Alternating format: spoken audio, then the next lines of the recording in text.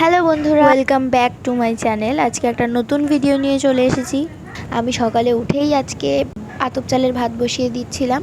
তার কারণ এক এক দিন এক এক রকম সকালের টিফিন রান্না হয়। ও যেদিনকে যেটা বলে সেদিনকে সেইটাই রান্না হয়।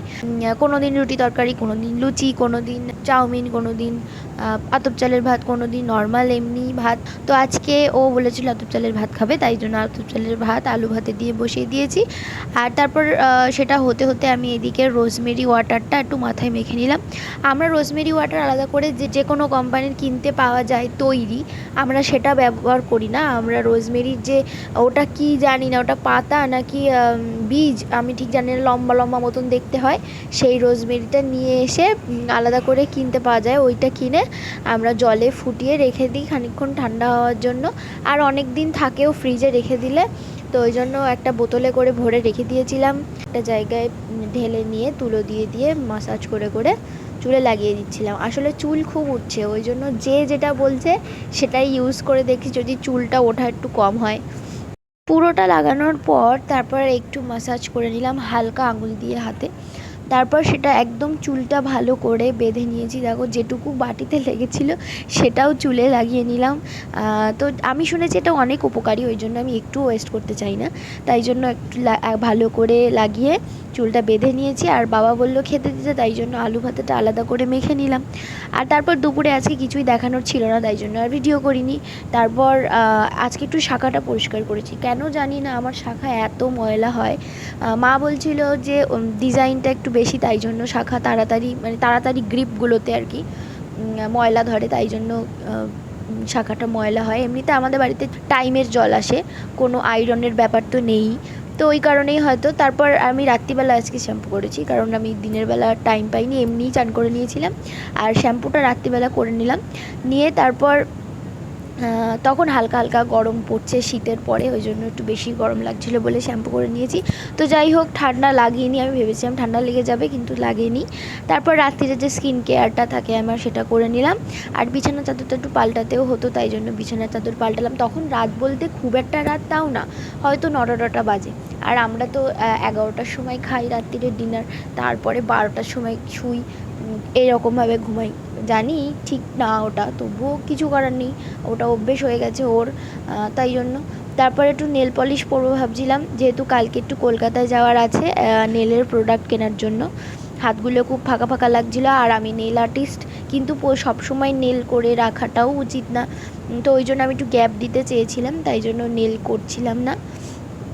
আমি নর্মাল নেল পলিশই পরেছি। ওর কাছে জিজ্ঞাসা করছিলাম কোন নেল পলিশটা পরবো, তা ও এটাই বললো, তো ওই জন্য এটাই পরলাম। এটা ডবল কোট দিয়েছি, তাই জন্য আবার দেখাচ্ছি, ভালোই লাগছিলো দেখতে।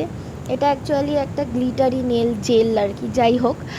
তারপর আমি একটু ফ্লেক্সিডস খেয়ে নিয়েছিলাম। সকালে খালি পেটে খাওয়াটা বেশি ভালো, কিন্তু আমার কালকে রাত্রিরে ভিজিয়ে রাখতে মনে ছিল না, তাই জন্য আজকে দুপুরবেলার দিকে ভিজিয়ে রেখেছিলাম। ওটা ফুলতে টাইম লেগেছে, তারপরে আমি খেয়ে ঘুমিয়ে পড়েছিলাম। আর তারপর পরের দিন দেখো সকালবেলা উঠে আমার বর আমাকে স্টেশন পর্যন্ত ছাড়তে এসেছিলো। তো আমি স্টেশনে এসে, হাসনাবাদ স্টেশন এসে দাঁড়িয়ে আছি কখন ট্রেন আসবে। তারপর আর আমার বর মাস্ক পরেছে, কারণ ডাস্টে অ্যালার্জি, তাই আমারও ডাস্টে অ্যালার্জি, কিন্তু আস্তে আস্তে দেখছি সেটা সেরে যাচ্ছে বিয়ের পর। যাই হোক, তারপর ট্রেন এসে গেল, ট্রেনে আমি উঠে পড়েছি। আর আমার বর এখানে দাঁড়িয়ে দাঁড়িয়ে ভাবছে বউটাকে একা ছেড়ে দেবো, আমি কি যাবো নাকি যাবো না, কিন্তু ওর যাওয়ার উপায় নেই, কারণ ওর কাজ আছে আজকে, ও খুবই ব্যস্ত। তার জন্য আমার দিদিকে বলেছি বসিরহাটে দাঁড়াতে। আমি যে বগিটায় উঠেছি ওকে বলে দিয়েছিলাম, ও ঠিক সেটাতেই উঠে গেছিলো। তারপর এই যে দিদির সাথে দেখা হয়ে গেল, বসিরহাট স্টেশন থেকেও উঠে গেল। আর আমরা দুজন গল্প করতে করতে পৌঁছেও গেলাম দমদম স্টেশন। তারপর ওখান থেকে আমরা প্রথমে একটু খাওয়া দাওয়া করে নিয়েছি, কারণ সকালে আমি কিচ্ছু খেয়ে বেরোইনি, আর দিদিও কিছু খেয়ে বেরোয়নি। আমরা দমদম স্টেশনে আসলে এই কাকুর রুটি আর যে সবজিটা থাকে ওটা তো আমরা খাবোই, কারণ ওটা এত সুন্দর খেতে হয়, তো খেয়েছি। তারপর ওখান থেকে 4 নম্বর প্ল্যাটফর্ম থেকে নেমে আমরা হেঁটে এগোচ্ছিলাম 4 নম্বর প্ল্যাটফর্মে যাওয়ার জন্য। আর আমি সবসময় রাস্তা ভুলে যাবই। আমি 4 নম্বর প্ল্যাটফর্মে থেকে নামার যে জায়গাটা, সেখান থেকে না নেমে আমি নিচে যাওয়ার একটা রাস্তায়, যাই হোক ওটা আমার মনে নেই, আমি অন্য রাস্তা দিয়ে চলে যাচ্ছিলাম। দিদি বলছে আরে এটা না, আরেকটু এগোতে হবে। তারপর ওখান থেকে এগিয়ে গেলাম, গিয়ে 4 নম্বর প্ল্যাটফর্ম থেকে নেমেই একদম অটো পাওয়া যায়, আর অটোতে উঠেই বলতে হবে আমরা কোথায় যাচ্ছি, তো সেখানে নামিয়ে দেবে। তো বেশি দূরও না ওখান থেকে, কিন্তু হেঁটেও যে যাওয়া যাবে সেটাও না, কারণ কলকাতার রাস্তা গাড়ি ঘোড়া যেভাবে যায়, আর আমার একটু কলকাতার রাস্তায় ভয়ই লাগে। আর দেখো কলকাতায় যেতে আমার এত ভালো লাগে, কারণ সবাই সবার মতো দেখো ব্যস্ত, কেউ কারোর দিকে খেয়াল নেই যে তুমি কী জামা পরেছো, তুমি কী বৃত্তান্ত, অত কেউ দেখেই না। আমাদের গ্রামে যেরকম একটু 19 থেকে 20 হলেই, পান থেকে চুন খসলেই ব্যাস পিএনপিসি, কিন্তু কলকাতায় ওটা অতটাও নেই, সবাই সবার মতো ব্যস্ত।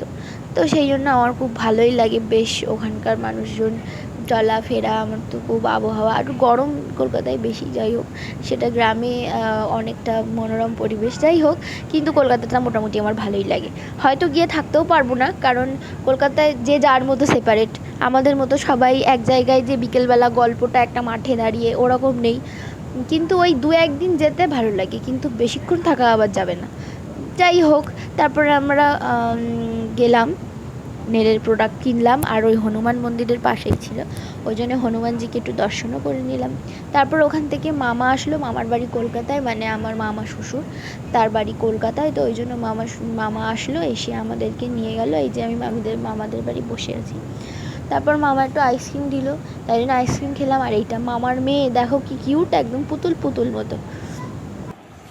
এটা কে? আমি কে? আমি কে বলো? বৌদি বলো। মামি মামি না, বৌদি। বৌদি বলতে তিগুনি লেগেছে। মাম্মা আমার এখানটা ব্যথা করছে, দেখো দেখো দেখো, আমার এখানটা ব্যথা করছে, হামুদি দাও, সব ব্যথা সেরে গেছে। এরম করো, এরম করো, দেখো।